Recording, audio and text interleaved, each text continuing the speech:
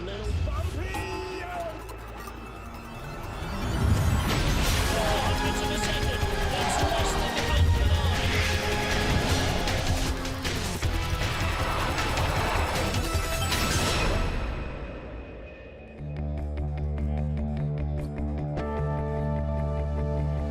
Skeleton World Cup season. We are here in Sigulda in Latvia for our season finales. All of our disciplines will be in action. Men and women's bobsleigh, women's monobob, and men and women's skeleton, and 5 Crystal Globe titles to be decided. Good morning, everybody. Welcome to Sigulda. Martin Haven and Elizabeth Meyer ready to call the action from the first race, the men's skeleton. And Liz, what a different track this is to the last couple we've been in Samaritz and in Innsbruck. Definitely. We've gone from 2 gliding tracks to a track with some really quick transitions, really technical. You really need to be on it and steering very, very strong. At the top part of the track, I've heard this year it's a little bit trickier than it is in the past years. It's a bit of a slow start, but once it starts getting some action, it is really, really tricky. This is the top little bit of a labyrinth as we head into a big corner, and it's going to be really important for the athletes to really be on it when it comes to these difficult steering. This is a really tricky transition for the athletes. Like, we see lots of hits between this transition and into this big corner 13. And this is a tricky transition into this uphill and downhill long straightaway into big corner 15, where athletes can get a little bit of an extra pickup into this uphill and into this very unique Kreisel, which is the final corner of Sigulda, and that ideally is to slow the athletes down as they head to the finish line. Well, probably works a little bit. You can hear from the wind noise on the sled on the POV that actually you do slow down a little bit. But when you get out of the really quick stuff out of 14, it seems to go on forever. Yep. Uphill and down dale into corner 15, and then a long straight into 16. So here is our World Cup standings. Christopher Groothair, the Olympic champion, leads from Matt Weston and Axel Junk, just 1 point ahead of Marcus Wyatt. Basically, between Junk and Wyatt, whoever finishes ahead of the other gets the bronze in the Crystal Globe. Groothair leads by 76 points and needs to be in 9th place or better if Matt Weston wins here. Now, only 2 men have ever won on this track. Make that 3, but 2 of them are called Dukos, so that kind of eliminates most of them. And Nikita Chegabov, the winner of the first World Cup race here back in 2018-2019. And actually, Korea have a better medal haul here than Germany. Germans have taken 2 medals. In the first race a couple of years ago, Felix Kaishner took silver and Alex Gassner bronze, but Sun Bin Young has had 2 bronze medals, and Jung Seung-gui, who will be racing here today, has had a bronze medal as well last year. So, apart from the Dukas families, who've taken more medals than anyone else, Korea could be worth looking out for. Jung is in very good form. Matt Weston goes off just ahead of Christopher Groothair. That's the grudge match to become the World Cup champion. For the first time since, well, living memory, it will not be Martin Dukos or Alexander Chechikov who takes the Crystal Globe. So we will have a new World Cup champion. Or Sung Bin Yoon also would be one of those people taking the globes. That's very true. So let's get ourselves underway. We are on the 6th floor of the starting building. The athletes come up in the elevator to get to the start ramp, and we kick off our final race of the season for men's skeleton with Amadeo Banyas. Martin Haven, Elizabeth Meyer watching the action, and a 4:63 getaway. It's a bit of a slower start here, as there's not a lot of decline at the top of the track, and like you mentioned, the athletes are going up in an elevator to get to the start. But when you do get to the corners, boy, they whip at you fast. I mean, this is like an exaggerated version of the S's in Koenigsee. S's in Koenigsee, Lake Placid, it's late entry, big height. Well, it's been very damp and moist during training, although for the skeleton athletes, Sunday and Monday, it was quite sunny. And today, new race ice, very skiddy. They've got fantastic track crew in Sigulda, so it is going to be a quick track. All right, 50.98 slide. Again, the corners come at you really quickly here. Corner 1 and corner 2, that's where you give all the speed away if you don't get them right. And then there's a 4-corner labyrinth, 3, 4, 5, 6, that just rush at you. And the corners whip around. Here we go. This is the top of that labyrinth. Yeah, just taking that hit on the slider's right-hand side. It's a very tricky transition, 3 to 4, and into this big 15. Yeah. You can see his left toe dragging so that he doesn't get an extra little blip at the end of it. So Amadeo Bañez, our World Championship silver medalist, whatever else happens in his year, what a year he has had as a result of that race in St. Moritz. Second up is Florian Auer. Now, Bañez in his 19th World Cup start in men's skeleton, Flo in his 48th World Cup race. And he's still only 28 years old. He's raced here 4 times, best of 10th in our first race here back in December 2018. Last time he was here was November 2020. He finished in 11th place then. So we could be looking at a top 10 run. There are 19 sleds in the field, so anybody who scrambles across the line vaguely in touch with their sled will get another run.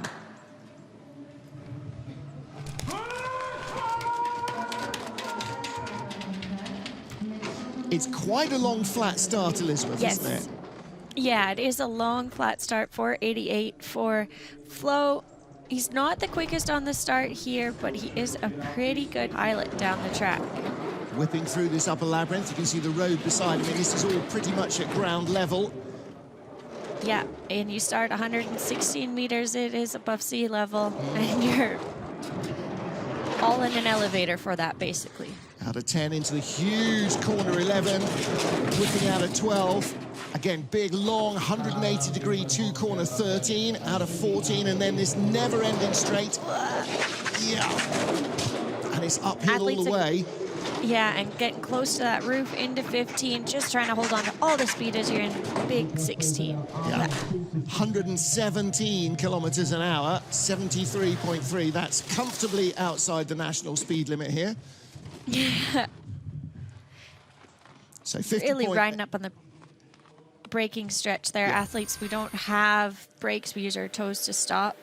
Here he is loading onto his sled, swap from one-handed to two-handed push, grabbing that saddle, tucking his hands underneath his legs to hold on to the handles that we have on the sled.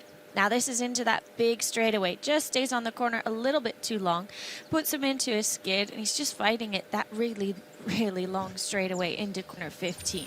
So we have a couple of little wriggles on the sled just to try and stop it from breaking into a skid. Well, there is a great view of the runners. Not flat, not square, sharp edge like an ice skate. They are rounded, highly polished, and with a real bow to them like a rocking chair. So it's a tiny contact patch that you used out of that whole runner. Third of our starters, Mattia Gaspari from Italy. 43rd World Cup start for him. He's had 4 races here previously, and the best for him was also a 10th place finish. That was in the November 2020 weekend.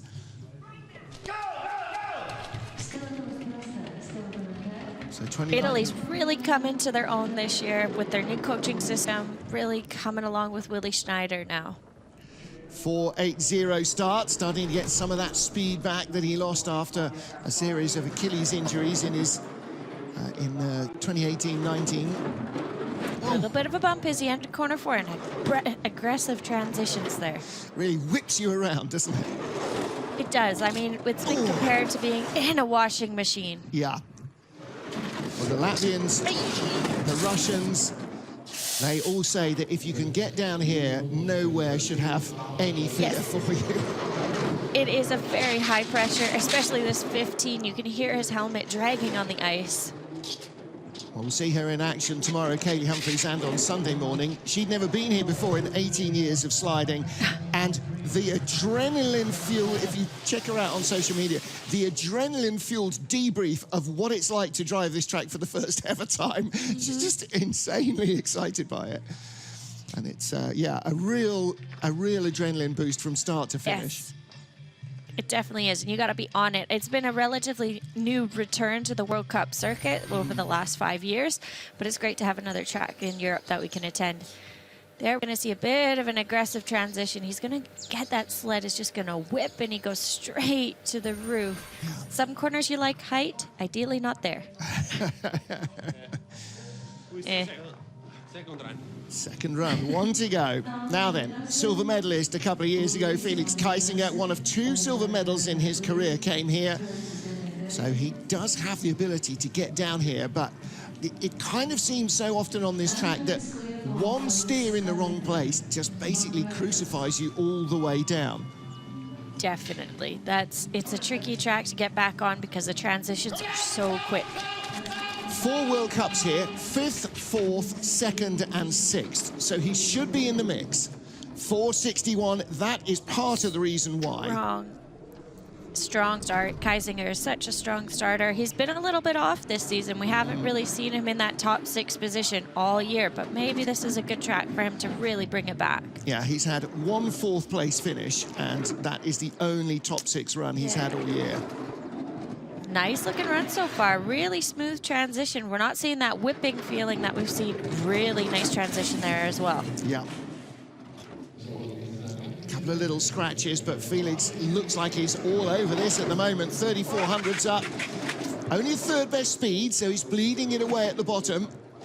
Should still have 14, 1500s as he comes to the line, and across the line, 1600s, 50.58 run. And that was a pretty nice looking run by him, but like you mentioned, he was just bleeding speed at the bottom, so perhaps he picked a little bit too much of a conservative setup. That was a really nice looking run from a perspective of mine. Into this big straightaway, again, stays on a little bit too long like we saw with Auer. Has a little bit of a skid if I'm being super picky, and he does bump that slider's left wall just as he enters into 15, which is going to shoot him to the roof. Yeah. It's high pressure for the athletes in 15. He's going to drop his toe to get... Yeah, definitely. Right, there he is, right outside my little commentary position here, just across from the finish area. Next up is perhaps one of our dark horse threats. Kim Ji-soo is just sort of, again, a bit like Kaisinger, been a little bit off the boil this season. It would be really good to see him come back and sort of dive in here fighting. His best result on this track, a 13th place finish. And this season, yeah, okay, 6th in the points, but 2 5th places, 1 6th place finish, and a smattering of 7ths and 11ths. So not kind of fulfilling the promise maybe that he might have shown a couple of years ago. Again, he's got great speed off the start. Oh. 54, that's a quick start. 43 is the start record. I don't know if we're going to be seeing that getting broken today, but these Korean athletes are so quick on the start. Yeah, and he was always kind of in the shadow of Sun Bin Young, but catching him and improving. He just seems to have stalled a little, and Jung Seung-gui, who comes up in the next sled, has sort of overtaken him a bit. Definitely. He's losing his start advantage here, and that's a really late entrance. Yeah, scrabbling for control here. And a big flop as well. But still only 500s back, which shows how much speed Kaisinger also gave away early on. Definitely, but he's going to be a little bit back, I think, here at the finish line. 1100s back, so he controlled it. I mean, it didn't look tidy, but maybe the sled was just a little bit loosey-goosey for speed. So he managed to keep it going. Definitely. In this sport, you kind of have to let it run a little bit as well. We're going to see him on his bumpers as he makes that transition in a really, really abrupt entry. It's just taking all the speed out of the sled. Then into the straightaway, he's just lacking a bit of that control, a bit of skidding, a bit of tapping. He needs to really tidy it up to make a difference in this next heat coming up. The good news there is he took the tap, but he didn't get the runners broadside at top speed, so that helps not drag the speed out of the sled. So, next up, Jung Seung-gui, and in a great battle to try and chase down Atsu Yunk and Marcus Wyatt for 3rd in the overall season standings.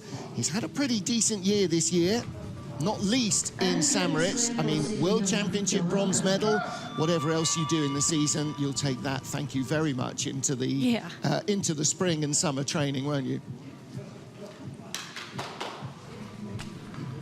Now, he was in the bronze medal position last time out here, and again, does not hang around off the block.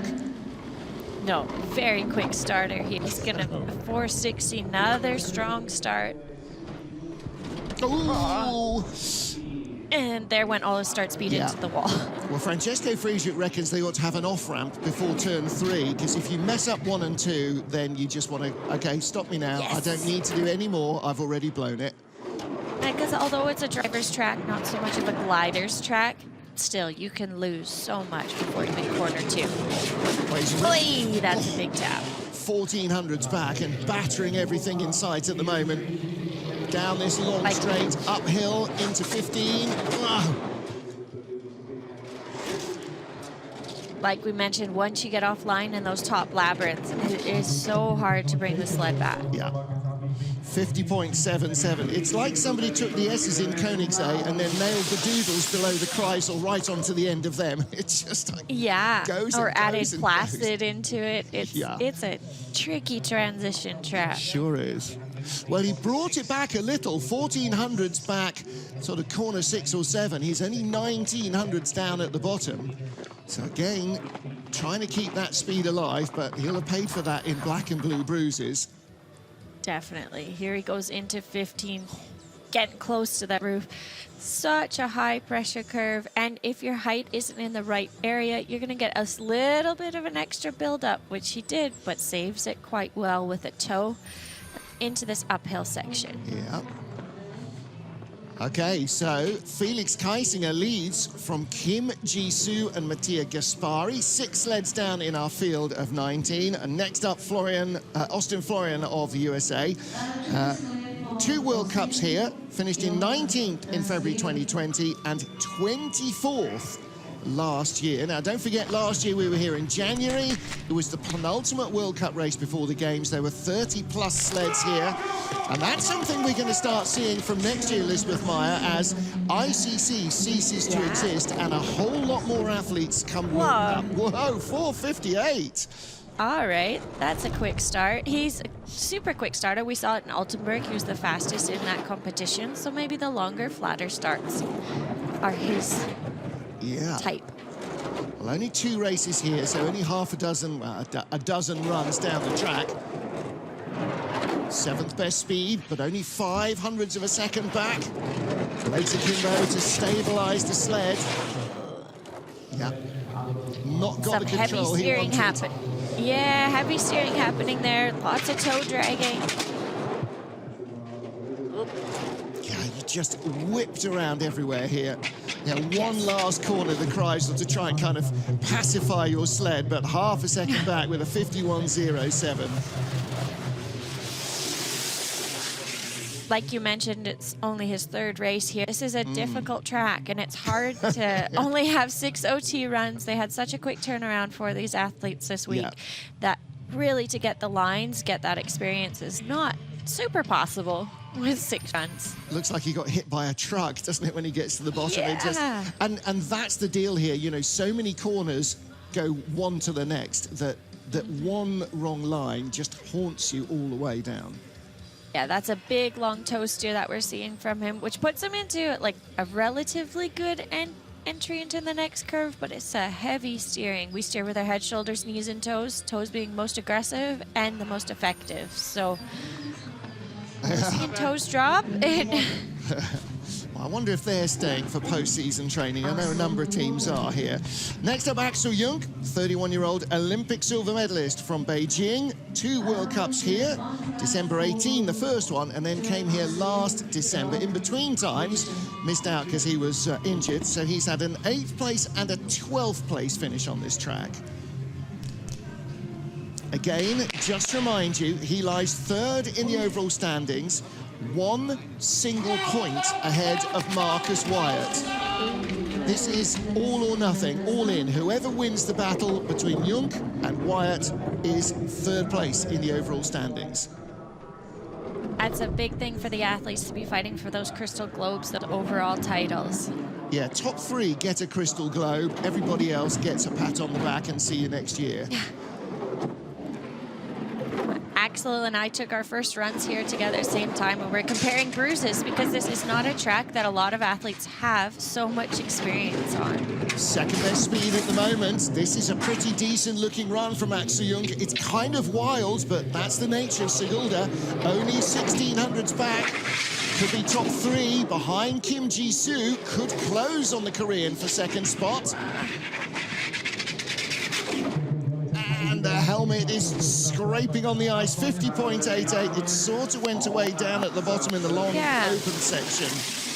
Especially in corner 15, he took a much lower line than every athlete before him. He wasn't close to the roof. He wasn't getting that slingshot effect that those other athletes were getting. And I think that's where he lost a little bit more time. We're going to see transition here. Going to drop that toe real quick. It's quite precise. And we're going to see a counter steer with that right toe as well, just to try and prevent this tap as he heads into the next curve. All right, 1 run left in the season for Axel Jung to grab a crystal globe. And we have 8 of our 19 sleds down. Next up, Matt Weston. Now, Matt Weston needs a win here and a big slice of luck if he is to take the World Cup title. 4 wins so far this season. Winner in Lake Placid, in Altenburg twice, and in Innsbruck. And has only had 1 finish off the podium, and that was a very disappointing 18th in Park City. And there's the points gap between himself and Christopher Grote here on that one race. 4:57 getaway for the world champion. Another strong start, and they're going to have some really great equipment, I think, for this track. Having Martins as their coach alongside with Guggenberger, they're going to know the setup well. And again, nice smooth lines early on to keep that speed on board, to start building his advantage. Holding on to that 600th lead. Really nice looking run so far from Matt Weston. Oh! Rolled off there a little late. We've seen everybody else steer hard out of 14. He didn't, but he's carrying the speed. 25, he's still accelerating. 2500s up and across the line, 50.27, 3/10 clear. Now again, it doesn't matter if he wins, how much he wins over Christopher Grote by. Yeah. The gaps don't count. It's not the time, it's the position. So he's furious with himself there. Obviously, that late roll. As he should be. That was a little bit, quite a big mistake there. He got just a super early entry, but his height is really early in the corner, which instead of being a 1 pressure curve, makes it a bit of a 2 pressure curve. And he didn't do anything about it. We don't see those toes coming out to try and prevent that extra blip. So he just took it, but it Hi everyone at home, hi Poppy, hi Graham. Oh, that wasn't a very good one. I agree. Yeah, wasn't a very good one because he only leads by 3/10. Yellow jersey of the World Cup points leader, Christopher Grote. And again, whatever Matt Weston does, it has to be countered by what Christopher Grote can do. And look at Grote with, I mean, the last couple of seasons, he's just actually started smiling and looking like he's really enjoying his sliding and not feeling the pressure of it. And maybe 2 world championships in succession and an Olympic title, maybe that has that effect on the man. I guess it probably does. So he is definitely up for this, isn't he, Grote? 4:70, not as quick away from the start as Matt Weston, so he's already 1300s back. But he knows how to deal with pressure. He's a fantastic pilot. He's going to be able to really push the speed down the track and start bringing that deficit less. Now, don't forget, he needs to be 9th or better. He's never had a top 6 finish. His best result has been a 7th place here. He's had an 8th and a 7th in 2 appearances. This is looking like a smooth, very precise run. Although he's losing a little bit of speed here, I think he's still in that second pace position. Well, he was in 8th place from the start, all the way down, and now picking it up. This could be a top 3 run at the line. It is 3rd place for Christopher Grote, 100th behind Kaisier in 2nd. That's a really good bottom part of the track from Grote, and that's because he didn't give away speed early on. Definitely. smooth transitions the whole way down the track. Maybe a couple little blips that can be improved for that second heat. But really, Gautier is coming to his own as a pilot. He's so precise. Quick little toe steer. Just going to put him nice and parallel into the next curve. Then into this big straightaway. Lots of athletes are really hanging on the end there. Not really skidding like we've seen other athletes struggling. And this is into the Kreisel. Going to see a couple pressures here. Really great version to see that. So Christopher Groothair lying in the medals in third place. It is Matt Weston who leads from Felix Keisinger after the first 10 sleds. 10 down, 9 to go. First heat of the final race of the Men's Skeleton World Cup. Martin Haven, Liz Meyer watching the action, and Yin Cheng of China with the start record on this track, 4:43. He's also our push world champion, a very quick slider. 9th World Cup start for Yin, and a best finish here on his previous outing of 9th. Fastest start of the competition of 4:50. Last week in Innsbruck, his World Cup personal best with a 5th place finish, so coming on strong at the end of the year. Definitely, this Chinese program is continuing to grow after the Olympic Games with new coaching, new equipment. It's really exciting to see this nation come on. And of course, the year leading into the Games, they were banned from travelling, so they didn't have European experience again, or world experience, for a whole 24 months before this year. 2900s back. Could be a top 5 run again. Hauled it off there with some toe steers, prevented a little bit of a flip at the end. And across the line, 7th place, 5200s back. 6th place, Jung Seung-hui, 200s ahead of him, and 500s ahead of him, Mattia Gaspari, who is still in 5th place. That's, if he can hang on to that in the second heat, Mattia will be a bit less so-so about his first run. Yeah. I mean, the athletes don't have a lot of experience on Sigulda. It hasn't been a track that we've visited a lot.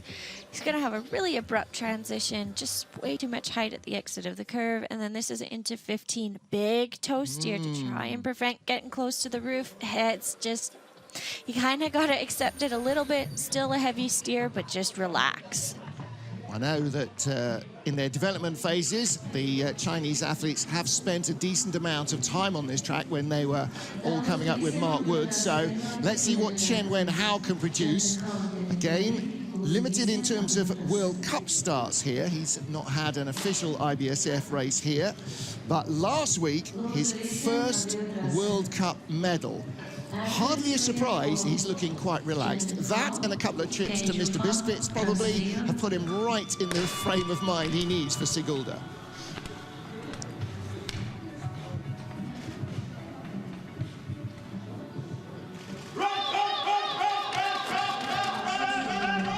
And again, He's on. yeah, although he looks like a sort of heftier athlete, he's quite a decent starter as well. 465. Yeah, not a poor starter at all. They're on new sleds this year, so they're just starting to come to terms with it. I mean, like you mentioned, he had his first World Cup medal last week, which is such a great opportunity, great experience for him. Yeah, absolutely, a real benchmark. And again, I would not be surprised to see Dirk and the Chinese sliders here again next week. It's a very cost-effective place to stay. And boy, it teaches you a lot of skeleton. Whoa! Whipping off there. Some highlights. But boy, he's using it to build speed. This is a top 10 run. Could be 6th place at the line. He's got decent speed at the bottom. Or has he bled away to... Oh, oof. Yeah, okay, maybe not quite top 10, but top 6 at the line. That was a pretty brutal impact on the wall there.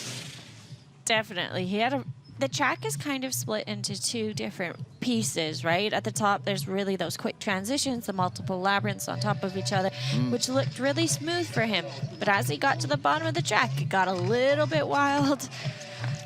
Missing a couple of those steers here and there. But you can see those toes just trying to prevent that big flop. It just puts in a really aggressive transition as he heads into this big straightaway as well. Just a little bit too long on the curve. Puts him into a flop as well. Relatively straight runners, though, as he heads into corner 15, into that big high-pressure corner. And then this was the final cherry on top. A bump on the sliders left. Just a little bit. Martin Stucos, multiple medalist on this track, holding the sled for Great Britain's Marcus Wyatt. Matt Weston currently the leader, 13th of 19 sleds. And again, his target is Axel Junk. Junk currently only with the 10th best run. Now Marcus will be extremely fired up for this. 4:57 getaway. Such a strong start once again. These Brits have great starts, now great equipment, and they have really great driving ability. And Marcus has been in every World Cup we've had here for men's skeleton. 12th, 8th, 8th, 3rd, and then 17th. So let's hope it's not quite a 17th disappointment. Good looking run so far. Top 6 off a 3rd fastest start. Really nice looking run so far.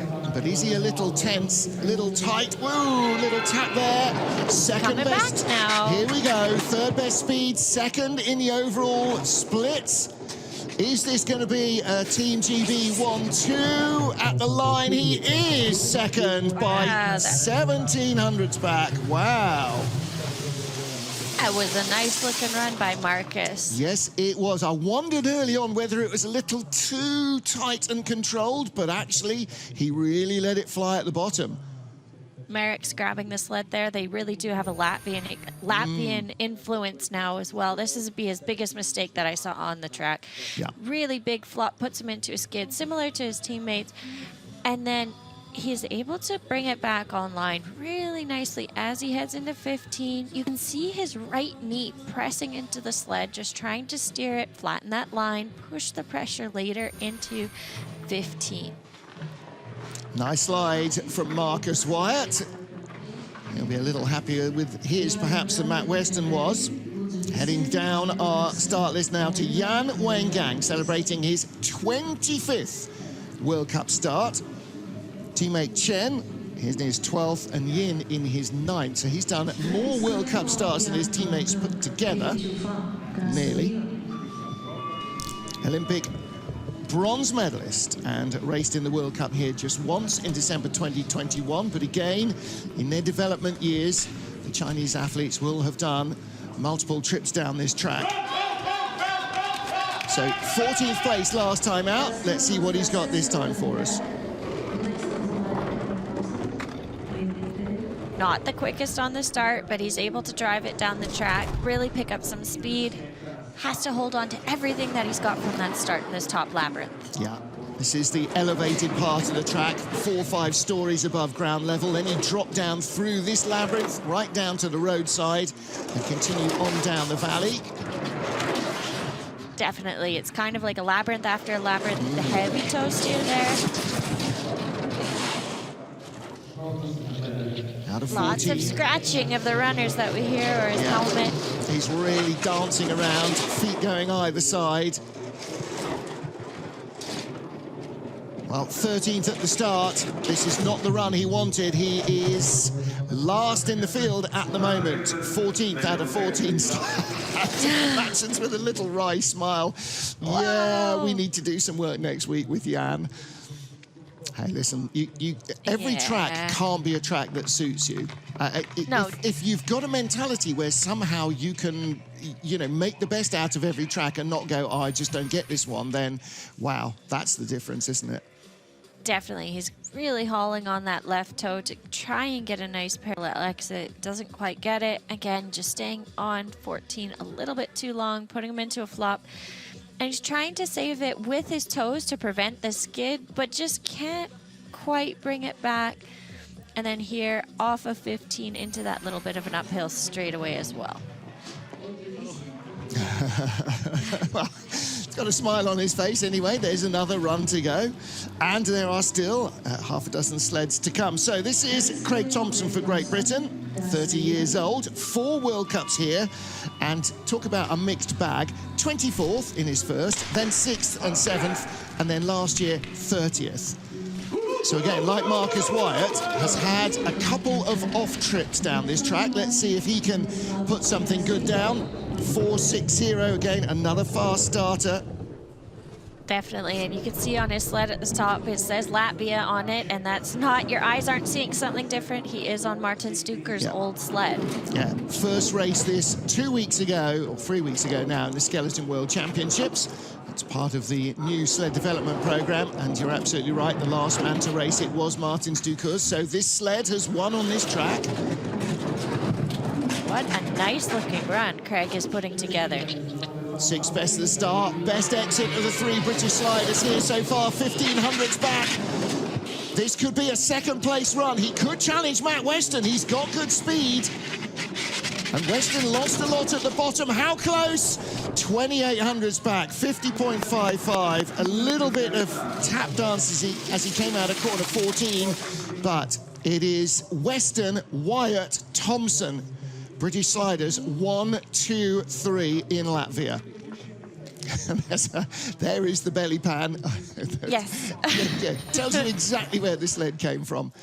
Just so much height here on the exit of 13 as he heads into 14. Took a little bit of his speed because he was holding on to the 1500s deficit into the straightaway, but that's where a lot of his speed went. A little bit of skidding in this uphill and then downhill section as he gets ready for corner 15. Yeah. Room for improvement, but not a bad looking run. Yeah, down to corner 12, he was chasing down Matt Weston, Yeah. and then it just kind of slipped away. Now then, another man who knows how to get down this track is Vladislav Heraskevich. Spent a lot of time training up here.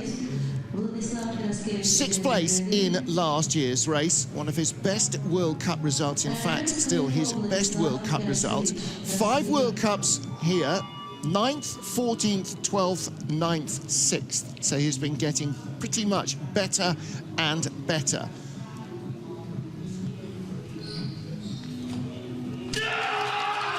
And another top 6 finish to round out the season would not go down amiss at all for Vlad. 4.85. Not the quickest starter. He's one of the biggest athletes as well in the field. Came from a more power background rather than speed. Yeah, absolutely. A power lifter, and like his dad, was a strongman competitor. So 14th best start, but he does know the track well. He's got really good knowledge, and look at that inner speed. 9th best speed, here we go. This is where he needs to really be very tidy and pick it up. Deficit we're seeing is all from that start. He's really going to have to be perfect here to try to bring it back a little bit. Still 6th best speed, but still not enough to really close. 14th at the start. That is not the run I think he was expecting. 51.16. 16th place. And yet he had top 6 speed down the track. I think just not enough corners here on the track to make up that start difference. It's really hard to bring that back. And then into this long straightaway before corner 15, the sled just gets away from him a little bit, and he has to end up fighting it the whole way. Lots of skidding, just trying to stay away from that wall. He's steering with his head just to try and move it away.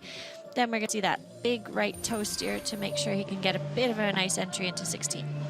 Well, that is a very disappointing first run from Vladislav Heraskevich. I mean, really disappointing. Next up, Uncle Foofy, Sammy Meyer, 23. You see, it's going to follow him to his grave, isn't it? 23 years old. 2 World Cups here. Was here in February 2020 and December 21. 13th and 16th place finishes for Sammy Meyer. And this is his 24th World Cup start now. Bearing in mind we only have 8 World Cups in a standard season. All right, the last couple of years have been some sort of crazy numbers, but... He's one of the younger athletes on tour as well, so he's going to have a long career ahead of him in this sport. 4.81 getaway, so 14th best start, right around where Vladislav Heraskevich was, who started 4.85. Let's see what he can produce in terms of finding some speed down the track. Definitely not one of the quickest athletes on the start, but he is a pretty good pilot down the track. Right, 15th speed, but he's holding on to a 14th place at the moment. Whoa! Little wild here in that tricky bit of the track. But gets a clean exit out of 14, so should hopefully bring the speed back towards the end. He had slipped down to 16th, 17th. No, that's undone him at the line. 17th, 51.19. Well, 300s behind Vladislav Heraskevich, having been 400s ahead of him at the start. And again, below corner 11, it all just kind of, whoa, got a bit exciting. Definitely. It was a nice looking top bit of the track, but like you mentioned, just way too much height as he enters into 14, which really whips him around, and then just gonna stay on the curve, puts him into a flop, into a skid, and then has to fight that whole long straightaway, so you're not accelerating the sled, just taking the speed out of it. Lots to improve for the second heat, and try to bring it back and move up a couple positions. Yeah. To see his head just inching away from the wall.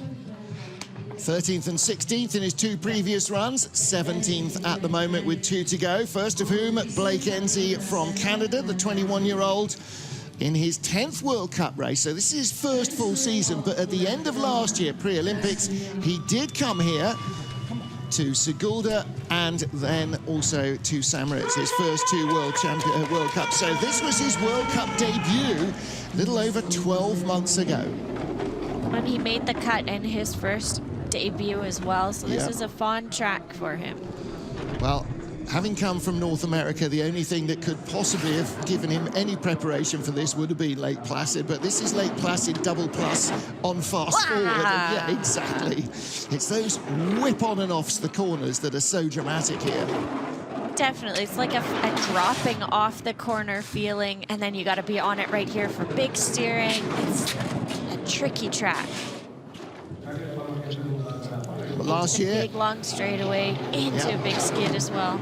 20th place last year, 13th fastest start. He's going to be hanging around with Sami Meyer and Vladislav Heraskevich. 16th, 17th, 18th at the line, 51.21, so 200 slower than Sami Meyer. And that puts him 500s behind Vladislav Heraskevich and 1200s behind Yang Wengang and 1400s behind Austin Florian. So 14th, 15th, 16th, 17th, 18th covered by 1400ths of a second, 2 blinks of a human eye.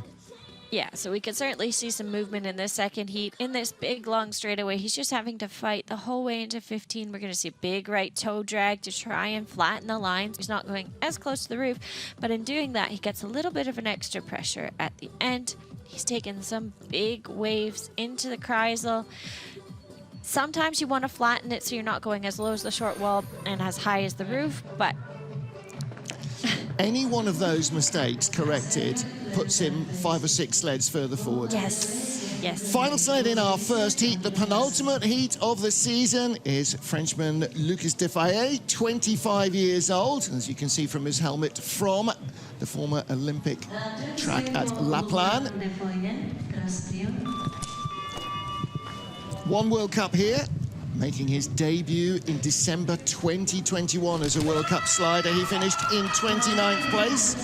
Let's see what he can do in World Cup start number 5.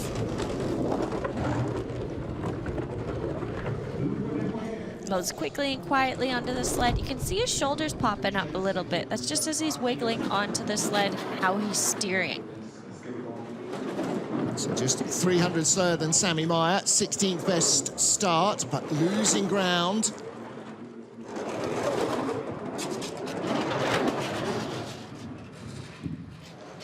A little bit of a toe steer there, but put him into a bit of a skid.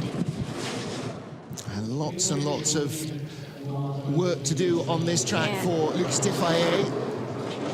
But that's why you come, to learn the tracks, to learn different techniques, to figure out how to drive certain different corners.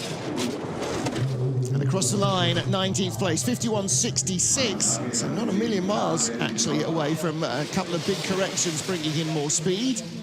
And Lucas completes his penultimate World Cup run of the season. bit of a head shaking there. I mean, I think 90% of the athletes we've seen cross the finish line are not pleased with their run. So it'll be a very interesting second heat. Into this long straightaway, like we've seen almost every single athlete, they're just having to fight as they go down and then uphill into skids. And then this is coming off of 15. He's just having to drop that left toe so he doesn't get too much cross to the slider's right side. And just having to really fight this sled the whole way down the track. Doesn't look overly dramatic, does it? It doesn't look like he's crashing all the way down, but he is clearly working hard to control the sled. At the top of the pile is Great Britain's Matt Weston, leads by 17 hundredths, and it is an all-British top three. Big mistakes down at the bottom of the track mean that he definitely has more speed to give. And right now, looking for win number 5 of the season. Well, he too, despite being the leader, disappointed with his run. Marcus Wyatt, 1700s back in second. Craig Thompson, 2800s back in third. But look at Thompson, Kaisinger, Grote here. 400s covering that battle for the medals. And then Kim Ji-soo ahead of Mattia Gaspari by 500s. Gaspari ahead of Jung by 3. Ahead of Yin by 5. Ahead of Auer by 7. I mean, basically, and Chen 1 behind and Jung 2 behind. Take all the names, throw them up in the air and see what happens. Because that's what Sigulda is like. Getting 2 consistent runs is going to be the devil's own job. Find out who wins the final race of the season and who wins the Crystal Globe. Join Liz Meyer, me, Martin Haven, and the IBSF TV crew at 13:15 local, 11:15 GMT, 06:15 Eastern, and that is in 45 minutes from now. We'll see you then.